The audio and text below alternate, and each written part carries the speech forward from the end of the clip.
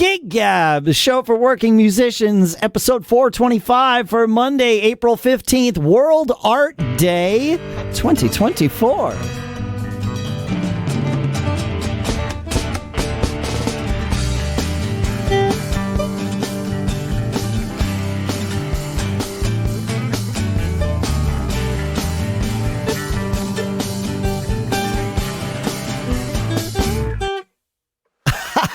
Greetings and welcome to Gig Gab, everybody. We are the show by, for, and about working musicians here in Durham, New Hampshire. As usual, I'm Dave Hamilton, and on the guitar, playing along with the theme song, is my guest co-host for today, Adam Moskowitz from VAM Band, or as another listener referred to you after we had you on last time, Adam Moskowizard. Oh. Thanks for coming back on the show, Adam. Yes, the invisible conductor has returned from Boca Raton, South Florida. Happy to be here, Dave. Thanks again for bringing me back. Yeah, absolutely. So, right, you were back, or you were on the show back, in the fall, and we called you the invisible conductor, episode 397. Yeah, back in the Paul Kent days. In the Paul Kent, right? That's right. It was all three of us. Yeah, I was actually texting with Paul the other day. So, nice. Yeah. No, he's doing good, and he's got a hefty gig schedule coming up. We'll have him back on too. So very cool. Of course. Yeah. So, you just to give people the quick rundown of what you do or what we learned about you last time. You have built this modular cover band that is capable of taking the stage without rehearsing, with any number of different members. You have you're like 5 or 6 deep at each position, and you just pull on the people that are available for the gig, and you've got tracks and clicks and guides and video screens for the performers with lyrics, and you just make it all happen. And that's still what you're doing, right? Yeah, you nailed it. That's those are the magic parts of the configuration that allow all this to happen. And I actually love, rehearsing with musicians. I love that. And I actually will be doing a few gigs on bass coming up where I'll be rehearsing with another band. And that should be a lot of fun. I've been prepping and learning all the songs on bass. And I've been gigging on guitar with the VAM Band, those are my two instruments where I can play at a professional level. Sure. And since I started VAM Band, I sort of transitioned to guitar and put a lot of focus on my guitar playing. And I've been looking over at my bass in the corner of my man cave here, and I just been looking at it, and it's been looking at me, and it's been asking me to play it. And so I've done a few things in the last couple of months just to put myself out there as a bass player again. Oh. And I had another band hire me for a few gigs, and I've actually hired myself in VAM Band to play bass, and I hired a guitar player to take my normal role. So that's all coming up, and I'm very excited about it. Wow. Okay. All right. So that's fascinating. I knew you were in an original ska or reggae band or something prior to VAM Band, right? I mean, not so much ska, but I would say funky reggae was our style. Okay. And I played bass in that band for about a decade, and I played bass my entire music career. That's how I got started into playing instruments. So I have a immense love for the low end, and when I hire bassists for VAM Band, I'm listening with a very discerning ear, and I know I'm hiring people that are better than me at bass. That's basically my goal. Yeah, right. Well, that makes sense. Yeah, of course. But I know I can do the job. My strength is not in slapping, and I hire some guys that really is their strength, and they can go crazy with that kind of style. That's cool. So when I make the set list for myself on bass, I'm making it with that in mind. I have that advantage as a band leader. Right. Yeah, that's an interesting thing. The Bandleader Advantage, right? And I've thought about this a lot. There's a few bands where I have been in more of a leadership role than others where I'm sideman. Certainly, some bands I'm truly a sideman, but others I'm a fully fledged band member, but not the one leading the band, not the one doing the bookings, not the one building the set lists. It's, I use the term Dave Bang Drum. It's not rarely am I ever somewhere where truly that's all I do, right? Like I'm usually involved in other parts of it, the sound or whatever, but not involved in the booking of the gigs and or the like the set list creation. And there is that band leader advantage because the band leader is doing the extra work. Don't get me wrong. Like there is a cost to buying this advantage, right? It's usually time. Very much. Yep. Right. But you wind up getting the opportunity to say, okay, well, I kind of sort of have a thing on this particular Friday night. If somebody were to call me with a gig, I would do the gig. But as the band leader, I get to sort of pick and choose, and I'll move the gig to that Saturday. If I'm on the phone with the client or whatever, I'll just move the gig to that Saturday night and give myself the opportunity to have that Friday free. Like those kinds of things happen. The set list kinds of things happen. And it's an interesting thing being in that position some of the time and not being in that position the rest of the time, right? Yes. Not having that band leader advantage. Again, it comes with a cost, and I like just being called and be like, hey, you want to play? Yep. All right, good to go. And I don't have to do the work. But you do get a benefit. You get some flexibility. Most definitely, being in charge of the schedule, I'm booking around my life and my availability. I have a shared calendar with my wife, so we always can stay coordinated in that way. And I have a shared calendar with the band. Right. And some of the other services I supply outside of VAM Band. I also am a sound engineer, and I've been doing a lot of gigs with other bands recently. I also do videography. So all of those things get dumped into another calendar. I'm calling that brand VAM Jam. Okay. So I have VAM Band and I have VAM Jam, where I'm doing all these other music and creative related jobs, but it is separate from the band. And, I do all the video for my own band, but I've been having a lot of fun helping out other local bands and helping create promo videos for them, because I have this skill. Not all musicians are video editors and creators. And many videographers, they edit, but they're not musicians, so they don't quite know how to craft with the musical mind. They don't. Sure. They don't edit. They'll be showing the lead singer when it's a drum solo, just as an example. Yeah, right. Yeah, exactly. That sort of thing. Yep. And I am a musician, so I know who to show in what moment. I know what musicians are looking for as far as a final result that will help their band get more gigs. Because making videos for my own band, I think, has been a little bit of a superpower for VAM Band to build a reputation and let people know we're working. You have to show people that you're working at a high level, or else how will they know? Not everybody can make it to one show or every show. And for me, exemplifying that with videos online, it's been huge for the growth of my band. It makes perfect sense. Yeah, and you're right. If you're doing video for your band, either having your videographer or video producer be a musician themselves, or work very, very, very closely with the band on crafting the shots. I remember I saw, this was years ago at South by Southwest, I somehow weaseled my way into the premiere at an IMAX theater of the Rolling Stones Shine a Light film, which was, this was in 2008. Martin Scorcese directed it, right? And it was shot, I think, over the course of 3 nights at the Beacon Theater the Stones played, which would have been a great venue to see the Stones, about 5,000 seats or something, right? Yes. Yeah.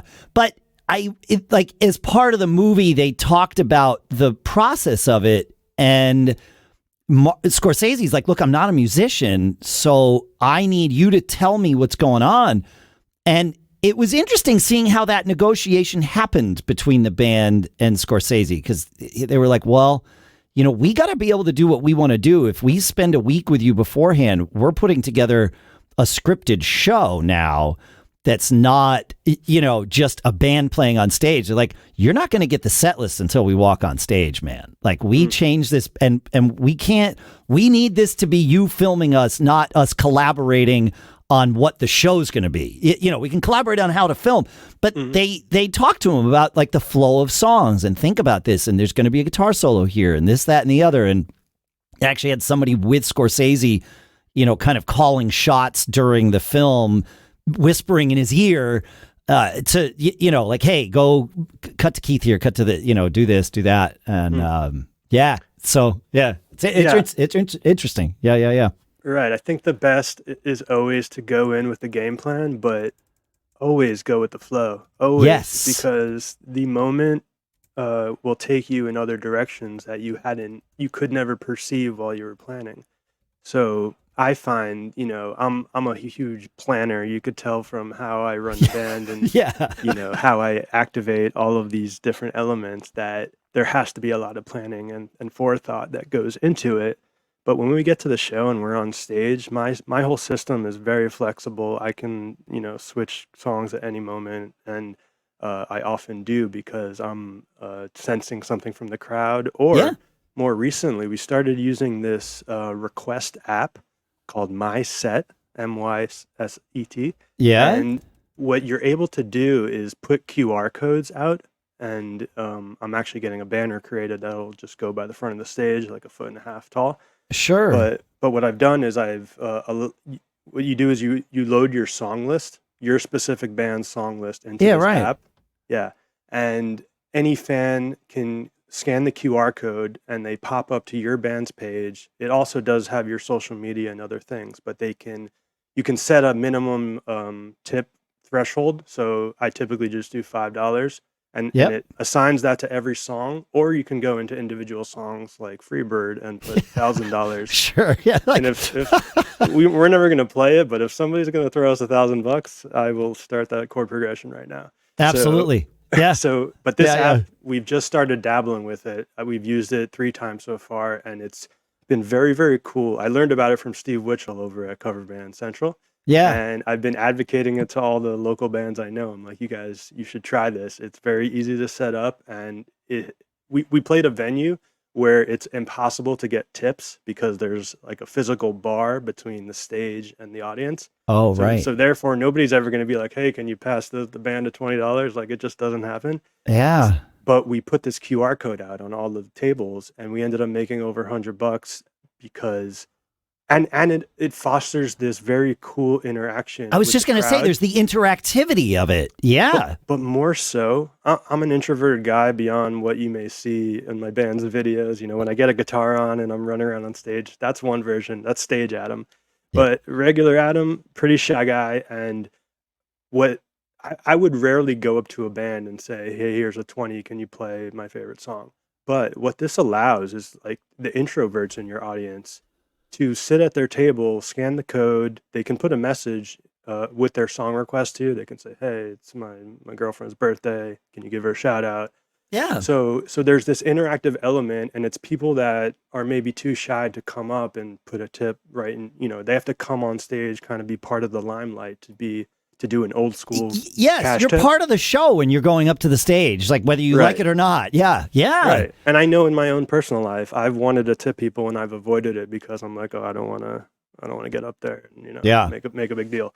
So this allows just anybody, shy people, whatever, to just be part of the show, and you can give them a shout out on the microphone. It says their if they name want. Yeah, request. Right.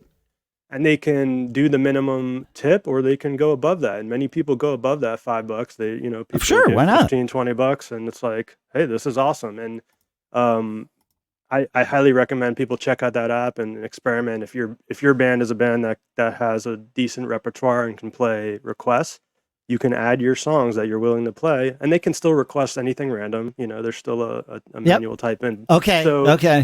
That's been really fun, and I'm really digging into that lately and enjoying that. Wow, this is great. So just as I'm looking at it here, so everybody knows, they charge $1.50 a transaction. By default, that's actually charged to your fans. So you're getting 100% of everything that comes in through this. But yes, you can tweak it so that you pay the fees and your fans are just paying this, flat amount or whatever.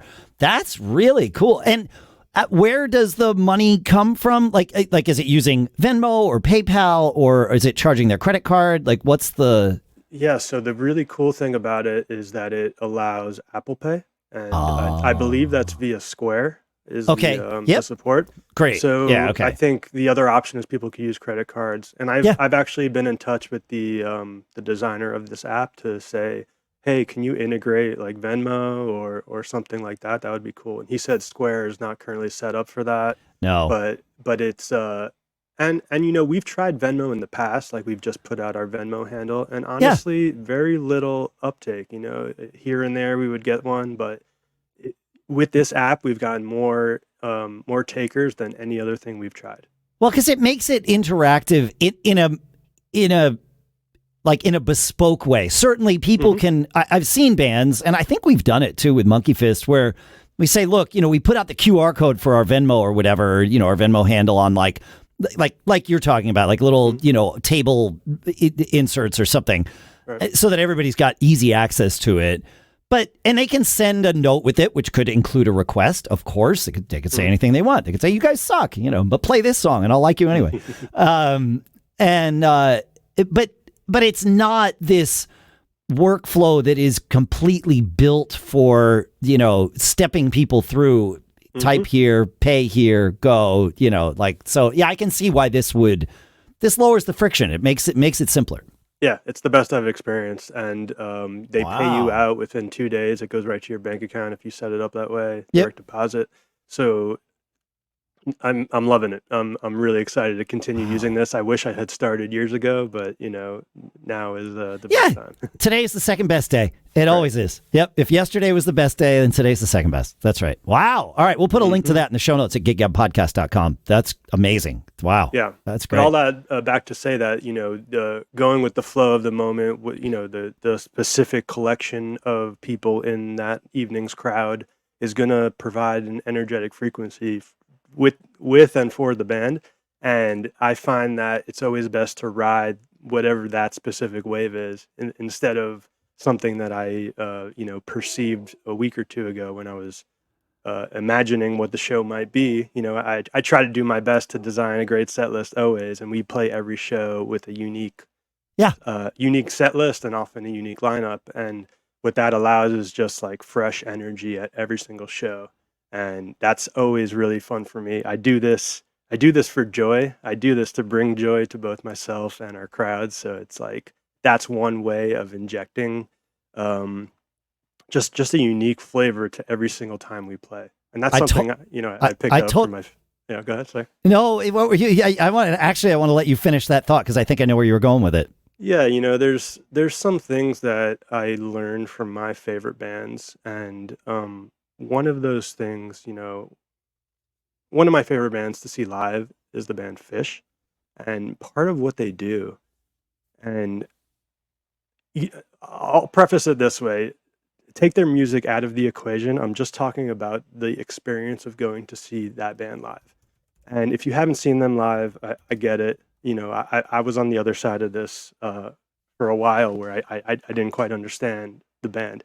And once I experienced them live for the first time was actually in Miami for New Year's Eve in 2009, I believe it was. I was at that show.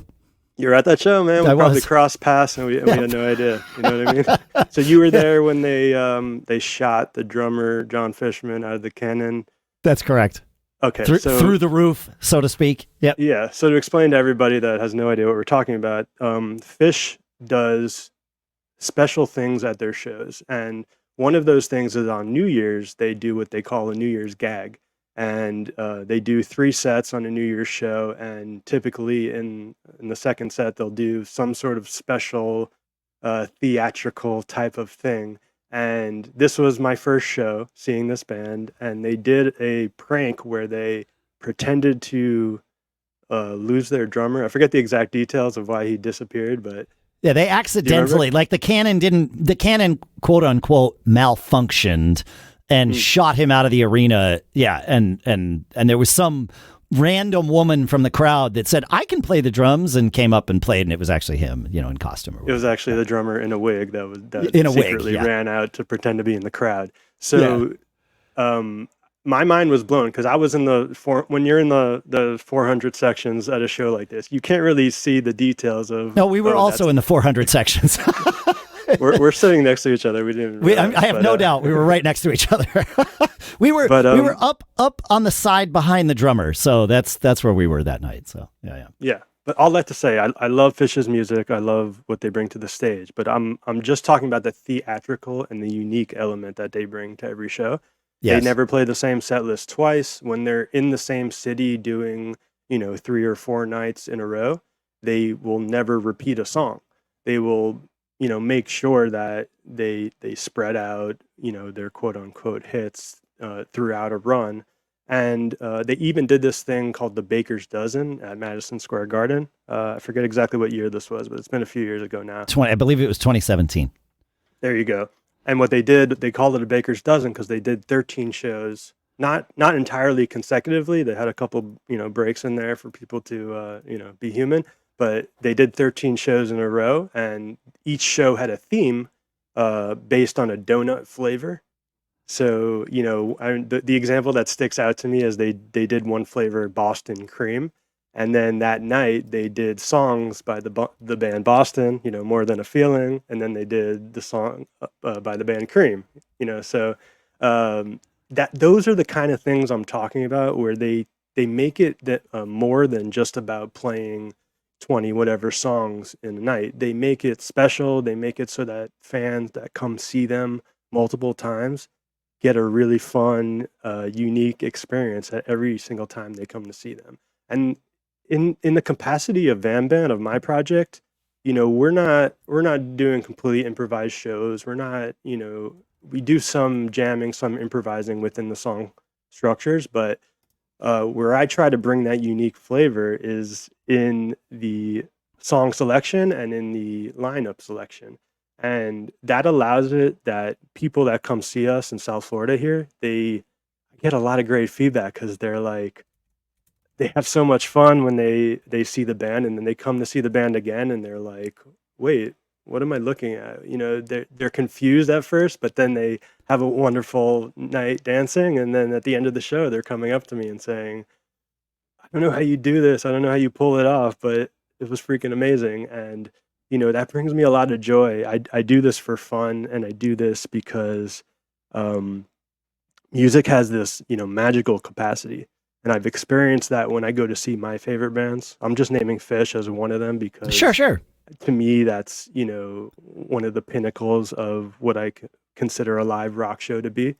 And, don't judge me out there if you're a Phish hater. It's all good. I love you too. It's like, whatever your favorite band is, plug them into what I'm talking about. Learn from this. Yeah. No, yes. I knew this is why I wanted to let you roll a little bit, because I was going to basically say the same thing. I know that both you and I are fans of Phish and yes, fans of the music, but I became a fan of the music because in part because of the way they structure a show. Like you said, they work really hard both to make each show unique. That's fairly easy, right? I mean, you need to have enough songs. You need to be willing to put, and if you don't have enough songs, even if you're repeating songs night after night, which most of our bands will do, and that's totally fine. Every band I'm in, repeats songs every night. It's totally fine. But, working to craft the set list differently so that you make it unique, and then being willing in the moment. I always used to joke with Fling when Fling was playing pretty regularly. There were these similar lessons from Phish and other bands, but these particular lessons from Phish. I would, if we had a gig on a Saturday, I would spend an hour and a half at my desk on Friday crafting the perfect set list, and I would test all different permutations of, what if I put these songs together? No, I need to spread this out. Okay, how about this and this and this? I would spend all this time, and I would come up with, all right, this is amazing.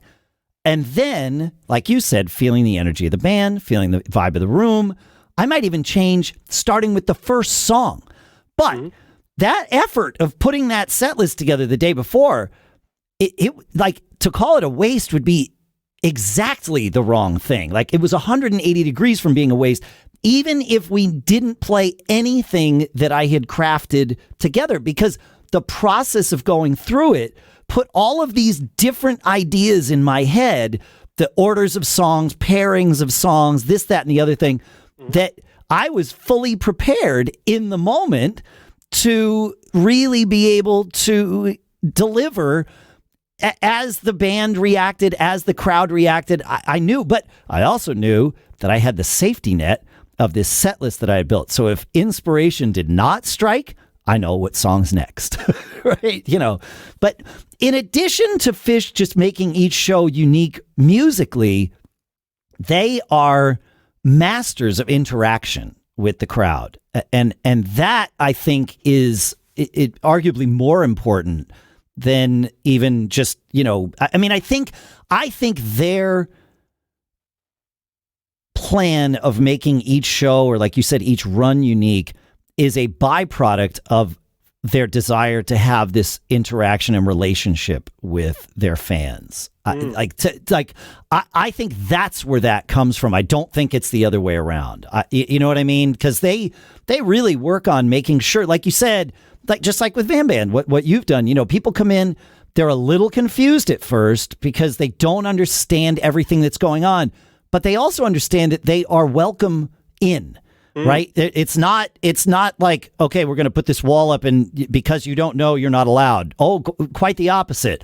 Like, there's no wall. Come on in and enjoy at whatever level you want to enjoy. Like, you don't have to be all in, but there's a few things that if you learn these few little things, you'll get some of the jokes. You'll get some of this, that kind of thing. I don't know. That's to me, that's a lot of what I like about Phish and what I've taken from Phish in the bands that I play, and even if we're not, playing improvisational music, or even if the music's nothing like Phish or whatever. So yeah.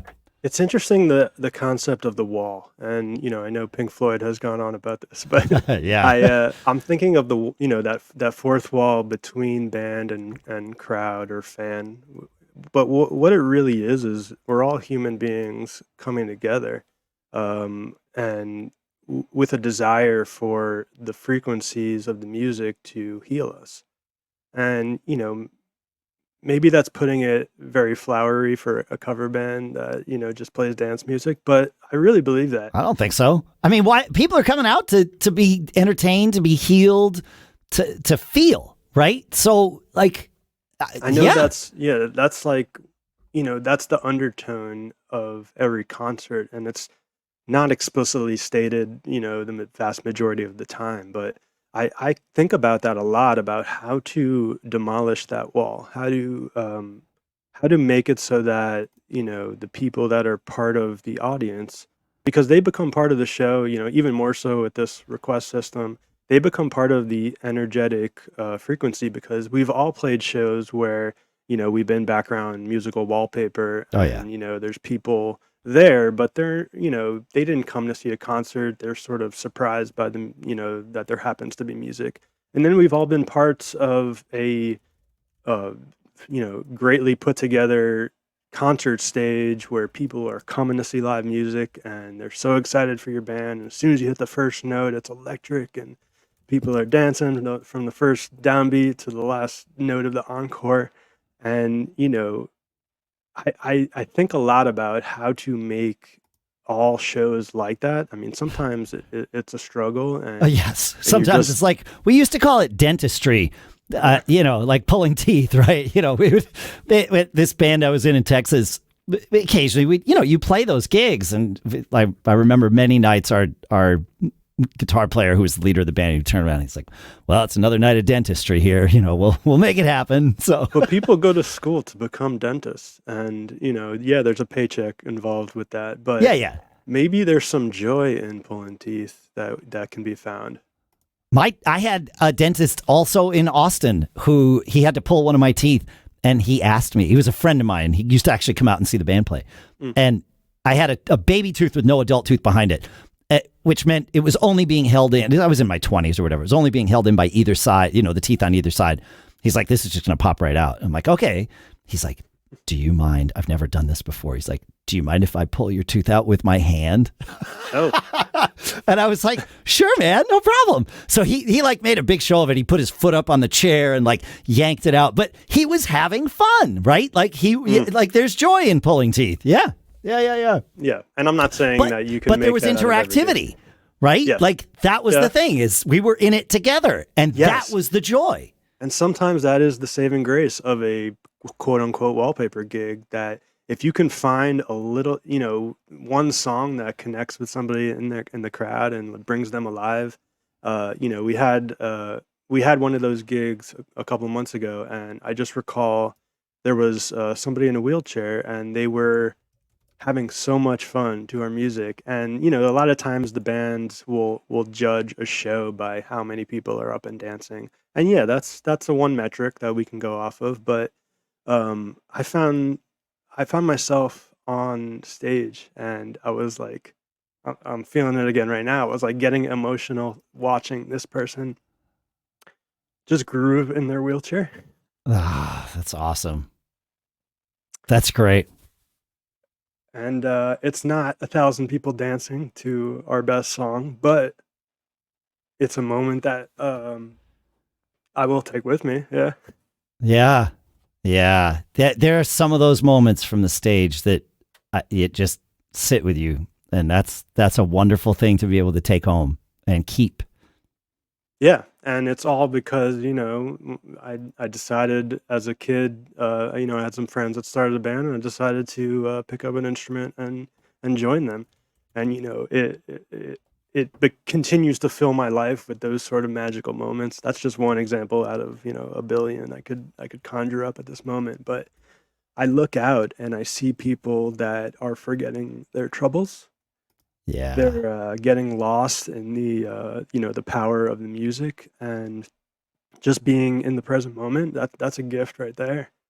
It heals us as players as well as those in the audience. And not every song of every show is going to feel that way, but to me, like a goal other than dancing is just one moment of connection in a night. That's a good measurement. I agree. I'm reminded there was a concert film that was produced. It was probably 20 years ago. Paul McCartney's the band that he's currently with. I think it was one of his first tours with this band, with Abel Boreal Jr. on drums, and Brian Ray and Rusty Anderson, and of course Wix Wickens, who's been with him forever. And I think it was called Back in the USA was what they named this concert film. And it was a really great film. We watched it at home. We'd put it on often. And I think it was Brian Ray. It was either Brian or Rusty who at one moment in the film, they were talking to him like, what's it like playing these songs, with that guy singing them, right? And he's like, oh yeah. He says, it's amazing. He says, what's really cool is watching people when the song starts. He's like, it's almost like they get younger for a second. Like they go back in time to when that song first like hit them.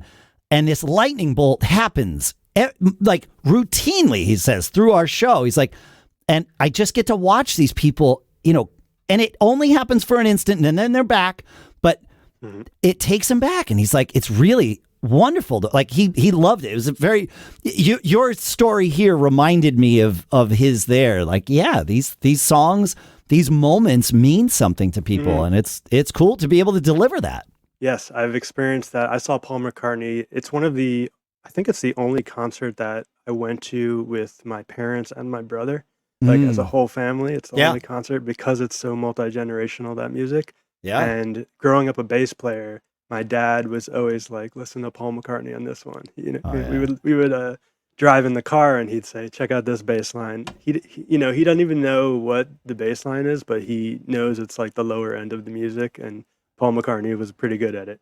Yeah, and I remember he still is. He's great, and huge inspiration for me. One of my main guys, I would say my top three. I'm just throwing out my favorite bassists and inspirations are Paul McCartney, Flea from the Chili Peppers was huge for me. Yeah, and then family man Aston Barrett, who's the bass player for Bob Marley for most of his career. So between those three, that was really huge for my bass playing and studying.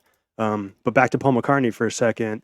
At that concert, I just recall Hey Jude and the Na Na Na section, just like everybody in the entire stadium singing along to this wordless, just human noise, all singing together. And remember that being really, really powerful at the time. Now you're bringing tears to my eyes. Yeah, I had a similar moment with my kids, my wife, and my dad and his wife at McCartney show, and the one that really I had forgotten that we saw McCartney together.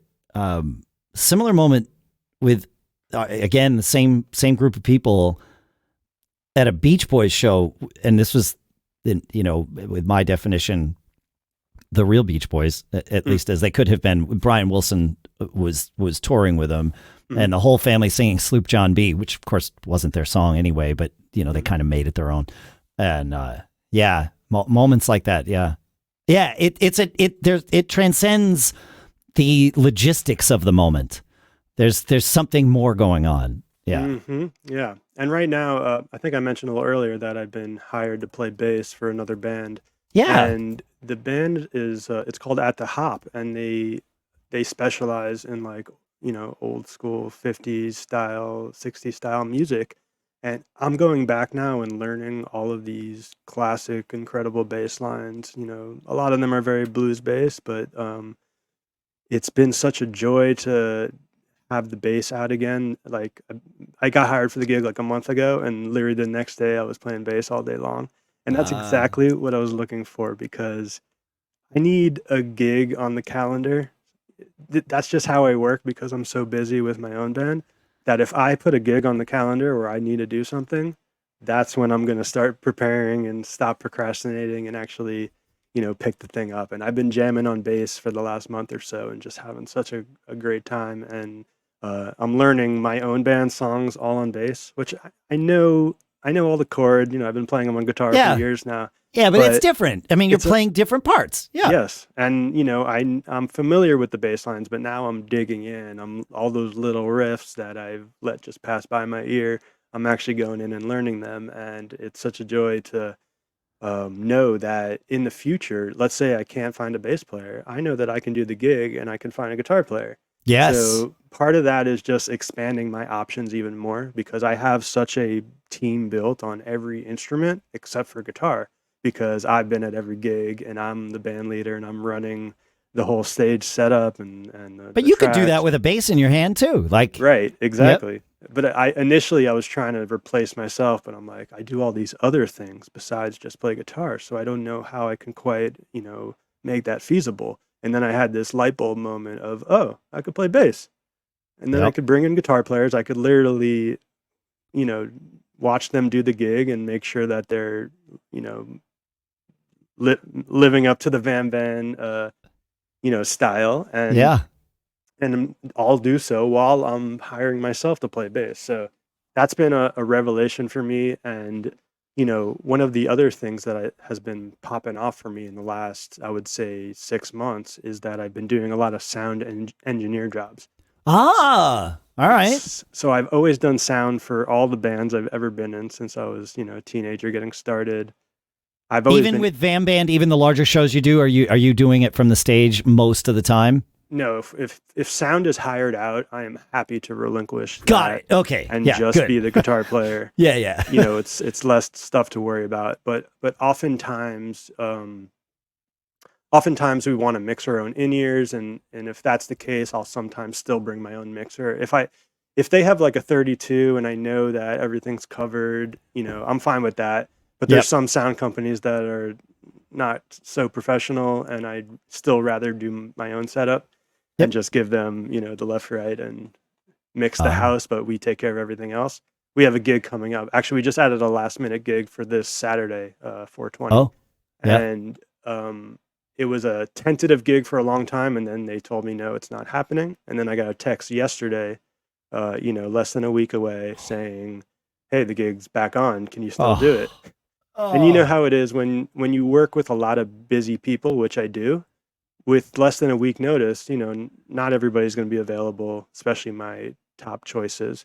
But right now I'm mostly assembled with the band. I still need a bass player and keys player, but I'm happy to take a break from scheduling the band and chat with you, Dave. Thanks. And the Gig Gab listeners. You could always find a guitar player and play bass for this coming gig, I have thought about it, but it just opens I'm your still options, training like up. you said. Yeah. The other gig is in May, so I've given myself a little more time to still prep the bass lines. Deadlines are wonderful motivators, my friend. Very true. Yeah, and I would be fine.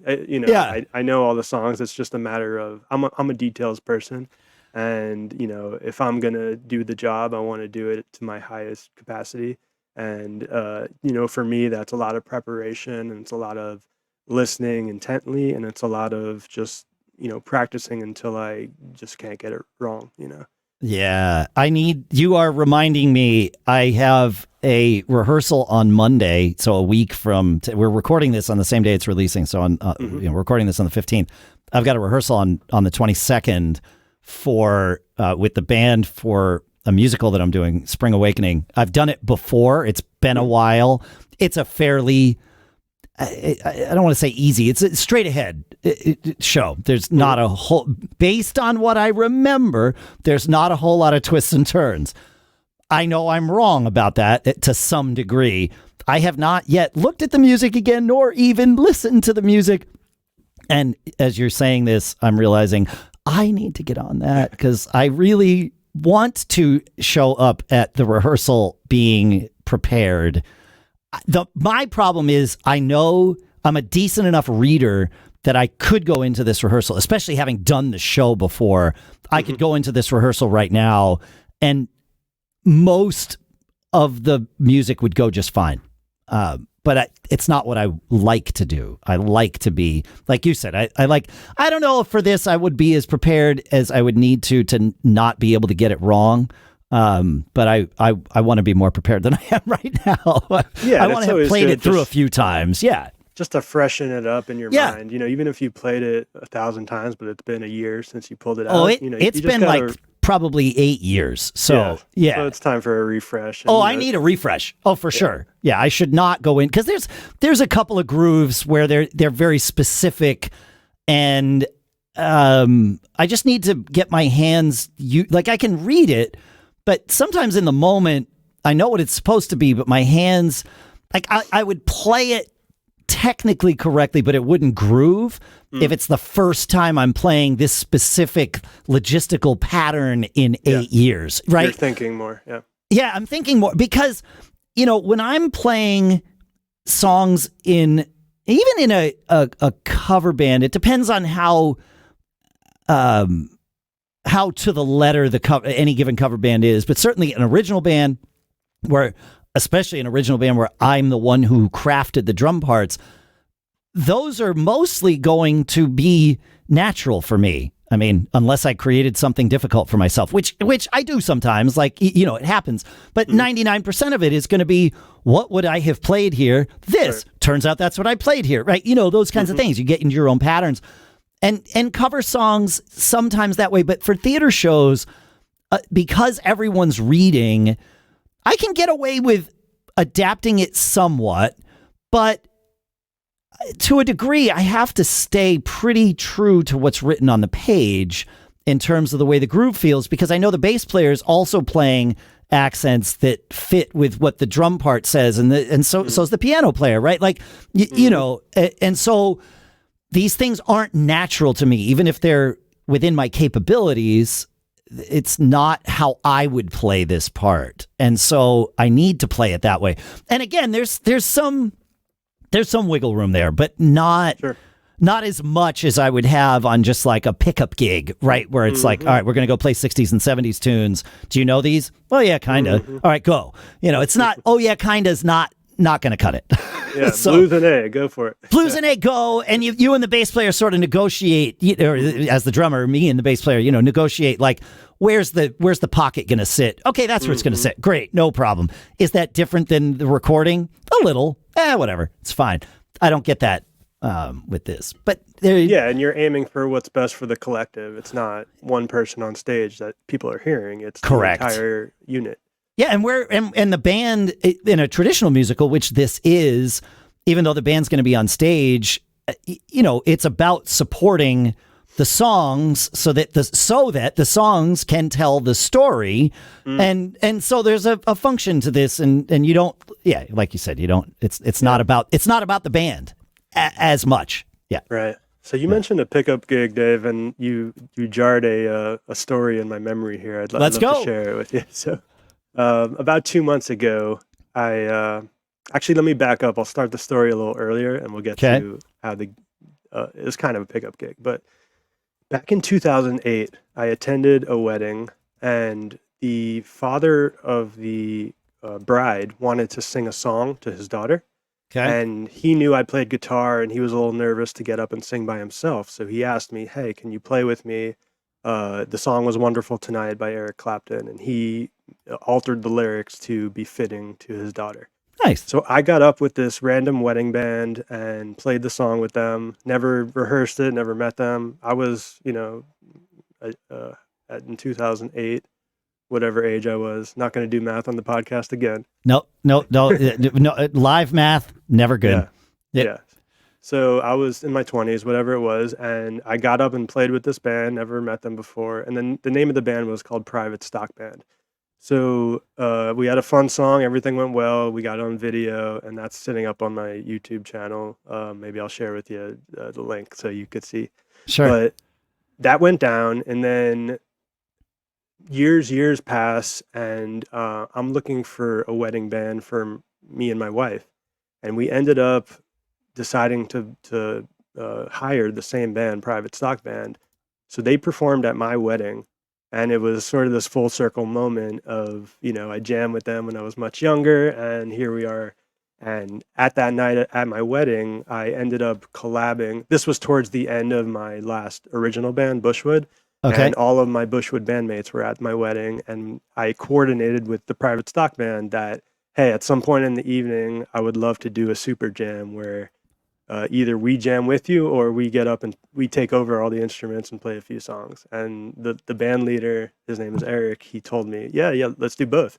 So we got up and we played one original song, and then we did 2 cover songs, I Feel Good and Superstition, James Brown, Stevie Wonder, respectively. Yeah. And we had this amazing memory playing at my wedding with my band mixed with this Private Stock Band. So we generated just an incredible memory, and everybody, all my friends and family, got to see my band perform. A lot of them have never seen me perform my whole life, and that was a great moment. So fast forward to 2 months ago, this band Private Stock was supposed to play at a venue here in South Florida, and I get a text. This is a Friday. I'm at work, doing my day job as a financial analyst.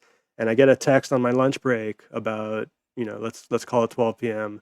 from the band leader of Private Stock saying, "Hey, we double booked ourselves for tonight. Is there any chance that you can take over this gig?" And we didn't have any gigs booked for that weekend. So I told him, "Give me a few minutes." Tentatively, yes. I typically always say yes as long as I'm available, but this was such short notice. Like you're talking hours, right? I'm talking downbeat was 8 p.m. So we're talking about 6 or 7 hours before we would have to be there to start setting up. What's the? I'll pause right there. Single-digit hours. Wow. Yeah. What's the shortest notice you've ever had for a gig? I'll pause the story for you. Oh man. That's a good question. It might have been, I think there's 2 that come to mind, and they were both about 3 or 4 hours. But it was just me. It was just like, "Dave, can you play drum? Can you drop in and play drums in this thing?" One of them was a theater gig, so I didn't know the show, but I knew there was going to be a book there, and I also knew there was going to be a very appreciative music director who was going to walk me through every moment of the show. In theater pits, just for people who've never done it before, oftentimes, and certainly this particular time, the music director was the piano player, and he had a microphone that only went to our ears, right? The musicians' ears, and we were off stage. So he was just constantly talking me through this gig, right? It's like, okay, do you see what's coming up? Does that make sense to you? Yep. Okay. Yep. And he and I'd work together. So it was the fun kind of stressful for that, because I knew, I'm like, all I have to do is not totally screw this up, and I'm Superman, right? Like, everybody's going to love me. Yeah, you saved the day. That is correct. For sure. And so that's just you, right? That was just me, and the other one was also just me. It was okay. Can you drop in? Our drummer's sick. Can you play? And it was like, yeah, it was a fairly straight ahead cover band. So again, like the band carried me in a sense, right? But yeah, in terms of full band, can you play? It's probably a full day's notice, I would say. Okay, and typically when your band is a set lineup, it's very difficult to find everybody available within that sort of short notice. Yeah. And only because I had the option to, when I didn't find one drummer, I contacted the next immediately. As soon as I got a no text, which I got several of them, I think over 20 no's of people that were not available. And I was very, very close to just saying, you know what, it's not going to happen, and just giving up. But I stuck with it. And there's always something in my mind that's like, if you can pull this off, you're the hero. And it's not, you're the hero. It's you're not Superman. An ego thing. It's more about helping this venue have music for the night. Otherwise, it's empty stage. And I know that beyond the offer being given to me, I know another band got that same text saying, hey, can you do it? And they actually had priority over our band because they had played at this venue once before, but they were not able to assemble a lineup. So the owner calls me, and now at this point it's about 3 p.m. and I have assembled most of the lineup, but I don't have singers yet. So I have myself, I have bass, I have drums, and I have keys. Okay, so could you have had the four of you sing the gig? No, okay, no. I'm not a lead singer. I have a background vocal voice. Got it. That's how I'll best put it. Yep. I do a little bit of rapping in the show and backup vocals, but I would never hire myself to sing lead on the entire gig. So as it stood, you would not even call the venue and say, "Hey, look, I have a band, no singers. We can sing it, but it's not going to be our quality." No. That was not an option. Okay, just wanted to paint that picture. Okay, right. Yeah. I wouldn't put that on stage, and got it. Honestly, as soon as I found one singer, that I will put on stage. My ideal is two singers because I like having the male and the female. I like the harmonies. That's my ideal lineup, is like a 6-piece right now, and so none of my singers were available, and at that point I had 10 singers.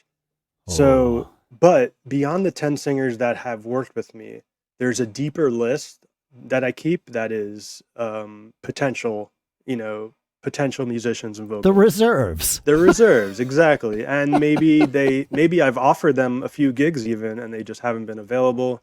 So, once somebody plays a gig with me, I highlight them a certain color that they're now in the VAM fam. Yeah. But until then, they stay another color that is like maybe potentially one day they might be VAM fam. And so the male vocalist that I got, he's a guy that typically sings with really high-paying wedding bands. Just happened to not have a gig on that Friday night. And I got him. He was available. So I immediately called the owner of the club and I said, look, we got a band. Book us. We're ready to go. And he said, give me 30 minutes. I know time is of the essence. Let me just make sure everything. Yeah. He was waiting on the other band to confirm or not. Of course. So about 45 minutes later, he calls me back and says, the gig is yours. Let's do it. And we quickly agreed on a rate. I charged a little extra because at that moment, if we were going to talk leverage for a second, the leverage was very much in my corner. Yeah. I was going to save this venue for the night. That's and not only just put music on the stage, but like I mentioned, the band that was going to play there that night is very well known. They've been rocking South Florida and making people dance at weddings. Very high paid band for 30 years or whatever. So they had a lot of people made reservations to come see them. And it was going to be a very, very big letdown if the stage was empty that night. And I knew that, and I know my band is great, and I know I've been trying to get an opportunity at this venue for quite some time, but they weren't quite giving us a gig for whatever reason, you know? Yeah, I don't right. know why. No, but yeah, son, you're right. You had leverage. Mhm. You know, and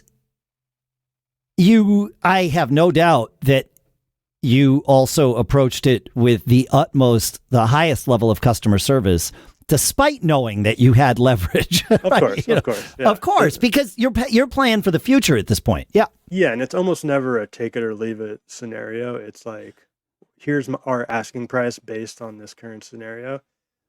If for some reason that doesn't work for you, let's chat. But this is what we feel we deserve. And I'm, just very businessman about it. I want to make sure I pay everybody well that I hire. That's a big priority for me, because I know when other bands hire me, I want to get paid a certain rate, and it's typically about like 200 a person as the minimum. Just throwing that out there. I really try to keep that as like, that's the lowest I would like to go.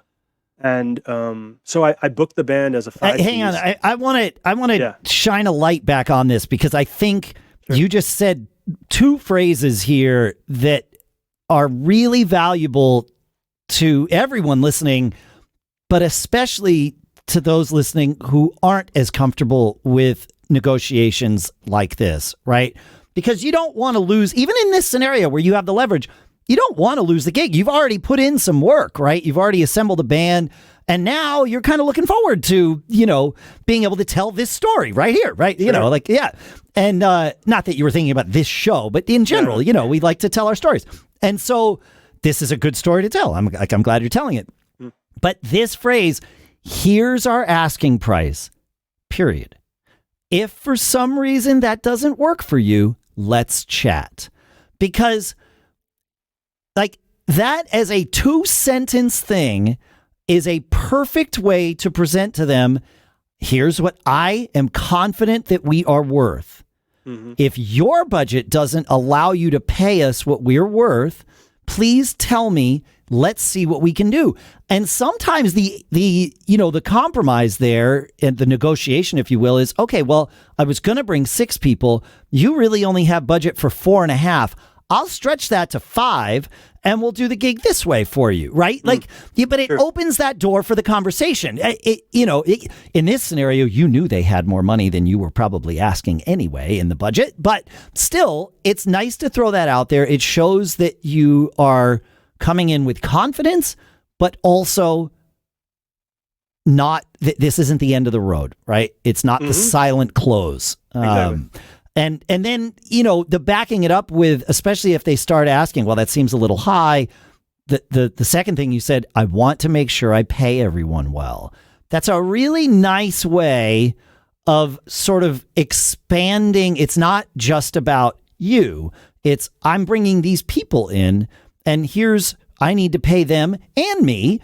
And there's all this gear, right? You can expand that if you want, but just starting with, I want to make sure I pay everyone. So I put these in the show notes. I've put these quotes in there at giggabpodcast.com, but I know I've derailed your story. These are important things, I think. No, I hear you. I wish somebody had told me that earlier on. Exactly. And part of it is I also solicited the band that had to cancel. I said, what were you going to get? I'm a friendly band leader. I'm transparent about all of this because I feel it only helps all of us, ask for the right number. And, it's not about taking advantage of a venue at all. It's that, understanding what they were going to get paid in a normal scenario and then adding a couple $100 on top because I know we were saving their ass at the last minute. Yes. And, also setting the foundation for our future rate at this same club. They're not going to now say, hey, we're going to pay you less than we did that first time. Yep. They're honoring that same rate. And I don't know what they pay other bands. It doesn't matter to me. I know that I am the business man for the VAM Band, and I want, like we said, to deliver the best value at a rate that works for us. Yes. That's it. Yeah. That's it. Yep. No, I love that. That's I remember we had this one gig, a band. It was an original band. This band called Go Figure. I was in college, and somehow we got picked to play the post-prom party for the Staples High School, Westport, Connecticut. Doesn't matter. And it would be this late night party, right? Like it was on the beach, and we would play from like, I think we started at 2 a.m. and we would play till sunrise. Like I think that's my recollection of this. But maybe it was midnight and we played till, I don't know, 4 a.m. The sun was always coming up, certainly by the time we were leaving. And we would hire, there was enough budget that we would hire a sound engineer for this. And it also kind of made the night go a little easier, not having to do all of it ourselves. Sure. And one year, they came to us and were like, okay, hey, I think I was booking the band at that point in time. They came to me and were like, all right, yep, let's do it again. So I call Steve, the sound guy that we'd worked with a bunch, and he's like, oh no, I'm not available. And I'm like, oh crap. Oh, that sucks. Like, it was nice because everybody knew the routine. Everybody knew how the beach worked in the middle of the night, like all those things. And I was like, all right, okay, no problem. I'll find somebody else. Hung up the phone and I start thinking about who else I'm going to call. And I had other people, like, we'd played around in the area long enough that we'd made enough relationships and worked with other teams. Mm-hmm. And immediately my phone rings again, and it's Steve, the sound guy who can't do it. And he's like, hey, make sure you charge what I've been charging for the sound, no matter what those other people want to charge. He's like, you put the rest of the money in your pocket if you need to, but don't lower the rate for the sound. He's like, we don't want to mess up the perceived value here. And right. And it was a good lesson. Like, oh, right. Like if we start this race to the bottom, we'll get there. And so it was like, oh yeah, okay, like cool. And I think I probably was thinking along those lines anyway, but it was really interesting to see him like dive in and like protect this turf, the rate turf, if you will. So it's so true. I mean, there's many bands in my local space that are, undervaluing themselves, and I see it, and I'm like, why? These venues have the money to pay you. They can afford it, but you're just not asking for it. Ask for it. Just ask for it. Just ask. And ask politely, but ask confidently. That's really the key. Yep. It is a bit amorphous though, because as you're a band building a band and growing it, it's like, how does that reflect on our rate?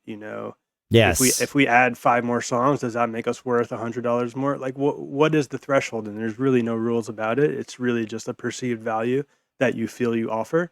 And then as soon as you get paid, whatever your highest amount you've ever earned, that becomes your new threshold. That's the baseline. Yep. That's now the baseline. And, that works a lot for us when we do all these different city gigs. Yes. They'll ask us like, hey, what's your rate? And I said, well, we played for Fort Lauderdale. They paid us X dollars. Does that work for you? And it's, of course, the highest we've ever made at a gig. And, if not, they'll let us know and we'll negotiate. But that's now my new asking price. That's and it just keeps rising, which is a great thing. But I want to finish the story about this gig. And so at that moment, we had a 5-piece lineup. I got the male singer.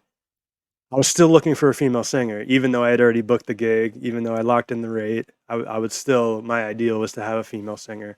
So I reached out, and I think I shared this when I was on the last time with you guys, that I solicit my current network saying, do you know somebody that's a good fit for the VAM Band vibe? People know what we do now. We're a dance band. Yeah.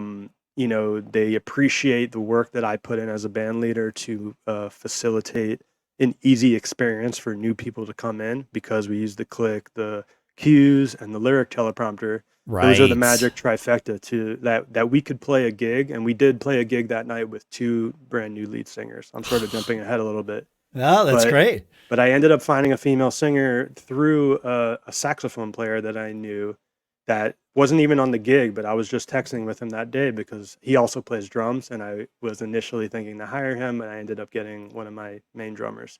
So I told him I didn't need him for the gig, but do you happen to know a singer?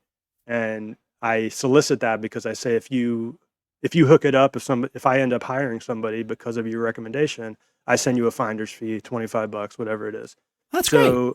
Yeah, and it's a way for me to reward people for helping me, because I really do appreciate it. It's made my band has grown in leaps and bounds over the past 2 years or so because of these incredible recommendations from the fine people I know. And when I was starting, I didn't know anybody in the top 40 world. I didn't know any of these musicians. Just about, 4 or 5 years ago, I knew none of these people. And now I have a network of about 40 people that are actually playing in my band actively. And then, like I mentioned, the reserves beyond that, that builds the list to maybe like 60 or 75. Yeah, right. So right. I keep a Google Doc, and whenever I meet somebody and I think they might be a fit, they go on that Google Doc, and there's an order of preference, of course, and people get moved around all the time. It's completely fluid. I have my main rhythm section that I love that tends to be, if you look at our VAM Band videos, you'll see a lot of the same faces, and you'll know that, okay, Adam does have his preferences. Well, of course you do. But also, you probably occasionally want to, even if your preferences would have been available, peppering in new people, or not new people, but others on the roster, just to keep them up to date and, let them know they're in the family and like all that stuff. Yep. Yes, and peppering is the perfect word, because I think of it like spice, and like if I'm a chef and I'm creating a dish, of course we want a little bit of salt and pepper, and throw a little bit of heat on there. And what that does is, first of all, it builds community, in an incredible way that, like, now I hear all the time from people that have interacted because they've played in the VAM Band together at some point, and then they're doing gigs off somewhere else in another band, and they're like, oh, Adam, blah blah blah, and it's like, it definitely fosters this community vibe, and people are appreciative of that because they're getting work because of my setup and my outlook. They're your getting network, work elsewhere. So that's pretty cool, and I'm always happy to hear about that. And then, so the sax player I know recommended a female vocalist. He said, she sings in wedding bands, top 40 stuff. She'll do great for you. And that's all I needed to hear. It's one thing to find somebody on Craigslist and, have no idea what their deal is. No, when you got a personal recommendation, man, like that's the key. That's gold. It's worth so much. And, $25 is nothing to pay for expanding my network in that way. And I hired her, within the next, 15 minutes. We were locked in for the gig. And I'm literally driving to the gig, and I said to both of the singers, send me your song list. Do you have any song list you have, any former set list from a different band? Just send it to me. I'm going to put together a rough, usually I plan a set list at least 2 weeks ahead of a show, but this was such last minute situations. Because the only reason I have to do that is because with the track setup, I have to pull up the songs. That's at the minimum, I need to pull up the songs in a certain order. Yes. So for this gig, I sort of threw everything out the window. I was just going with the flow completely, just like, in a way, just like musical skydiving. That's the only way I can put it. And I've never been skydiving in a plane, but this is how that felt. And I knew that the venue hired me. They were expecting, a great night. I knew that I had all the pieces, and all the puzzle pieces were there. Yeah, but you're packing your parachute on the way down is what you're doing here. Yeah, and it was quite joyful. And it's the only show that I've ever completely called it song to song. I usually always, I'll throw audibles, but there's usually a rough outline. And there's a flow. And a flow that we follow. And this time I got their song list on the way. I pulled up maybe 50 songs that I knew. Yep. And then, of course, the band specific lineup for that night. In my head, I kind of know which songs I've played with each of them at a past gig. I know if there's a new song we added within the last 3 months, that guy hasn't played with me in a while. He probably won't know that one.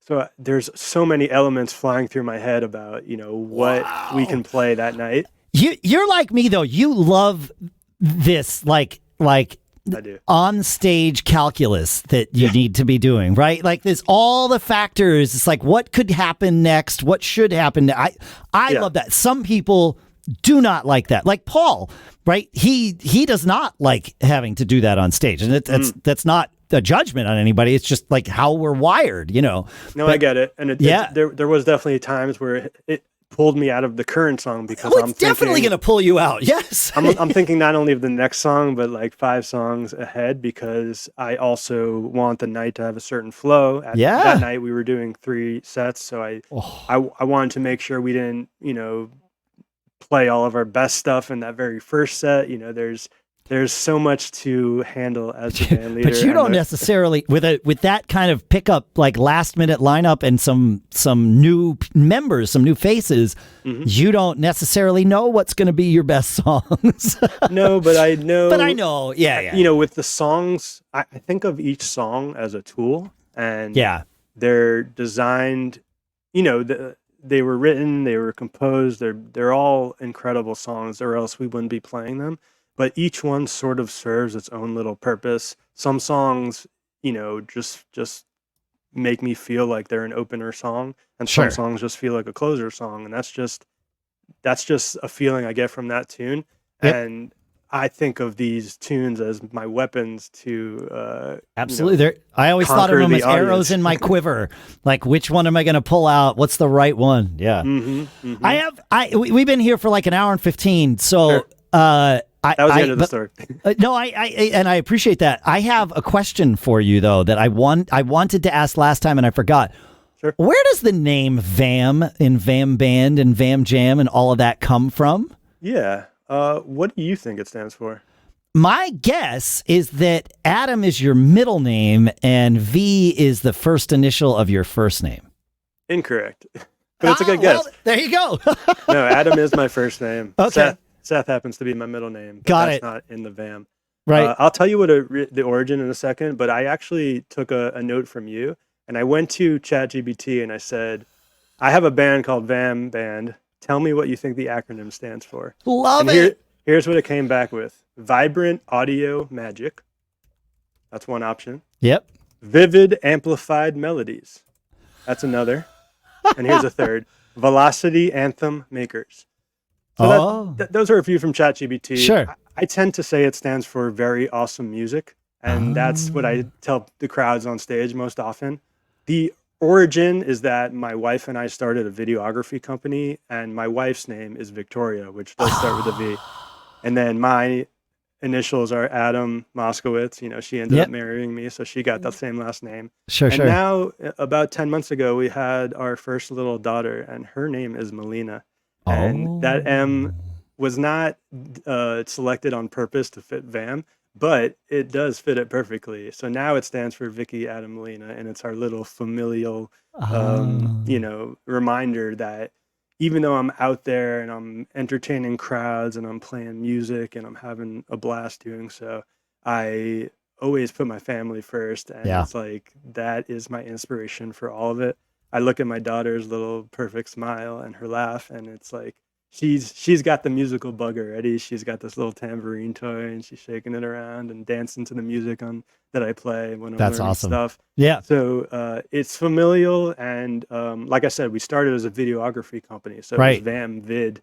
And then as I was creating a band, I said, you know what? What if I stick with this branding idea of VAM? And I just kind of, like how Apple does, iPod, iPhone, whatever. I'm just going to go with the flow on this VAM thing. And I'm also an ordained minister. I've done some weddings. So that is called VAM Officiant. And more recently, like the past 6 months, I've been getting a lot of work as this VAM Jam, which I call that company. It's sort of my side hustle to the side hustle, where I do sound engineering and videography for other bands. So I want to have you back to talk about that, because I think there's some but this is really smart. It reminds me, I mean, of a lot of people, but I'm reminded of Dan Meblin, who plays in a band called Pop Fiction out in the Bay Area. We've had him on the show, I think just once. I actually gotta have him back on. Yeah, but he expanded. He took all of the things that he has, the sound, the stage that he built, like all of these things, and farms those out and hires those out to, you know, to other people to make it, you know, to expand the value of what he's built. And I think it's really smart. So it's a huge networking thing too. Just like working with these other bands and helping not only give them great sound. I have a great PA system. There's no reason I should be the only band using it. So exactly. Yeah. Yeah. And then the other thing is the videography aspect that we chatted a little earlier, is that helping these other bands that have, just to be honest, crappy promo videos, just to give them something of super high quality, great audio. I usually shoot on 2 or 3 cameras, so multicam. Giving them a product like that to help them go get better gigs, that's really been joyful for me to help others in the community. I was just going to say, and it helps lift the whole community too. Yeah. That's awesome, man. It's a beautiful man. thing, for real. It is a beautiful thing. Tell people where they can find you, my friend, if they don't already know. Yeah, so I can be found, wherever you look. Just look around. We'll put some links in the show notes. I'm in the area. Yeah. VAMBand.com is a good hub, and I always point people to our Instagram. That seems to be a good starting place at VAM.band. And I have a personal one for my music is at Adam Moskowitz Music. Cool. Give a follow, give a like. It's all free to do. We're on YouTube, TikTok, Facebook, wherever you look, we're there. Amazing. And to that end, Gig Gab podcast on Instagram as well. That's a relatively new thing for us. And then go to giggabpodcast.com and sign up for our mailing list so you get the show notes for all this. Every time we put out an episode, we make it easy for you. Hey, Dave. Adam, Hey, Dave. Yeah, what's that? Oh, well. Performance. I love it. Have a good one, folks. We'll see you next week. Sweet. Fun.